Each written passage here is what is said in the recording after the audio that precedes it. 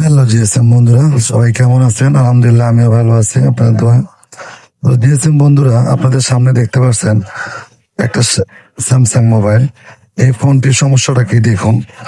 এই ফোনটির প্রবলেম হচ্ছে, ফোনটি যখন চার্জে লাগাই, চার্জারের আইকন আসে আর চলে যায়। ঠিক আছে, তো এই ধরনের প্রবলেম হলে আপনারা ঘাবড়িয়ে যাবেন না। ঠিক আছে, তো এই ফোনটার ক্ষেত্রে যে ট্রিটমেন্টটা আমি দিলাম বা যে সলিউশনটা দিব, এই ভিডিওটির মাধ্যমে দেখাবো। তো দেখতে পাচ্ছেন যে আমার এম্পিয়ারে কিন্তু এটা ঠিকঠাক কিন্তু দেখাচ্ছে, তারপরও কিন্তু চার্জার আইকন আসছে আর যায়। তো এই ধরনের প্রবলেম হলে আপনারা যে কাজটি করবেন, যদি আপনাদের কাছে চার্জিং সার্কিট থাকে তাহলে সার্কিটের মাধ্যমে ব্যাটারিটা খুলে সেখানে লাগিয়ে চার্জ দিবেন। আর যদি কারো কাছে চার্জিং সার্কিট না থাকে, কুইক চার্জারের মাধ্যমে এটা কাজটি করবেন। ভিডিওটি ভালো লাগলে লাইক অ্যান্ড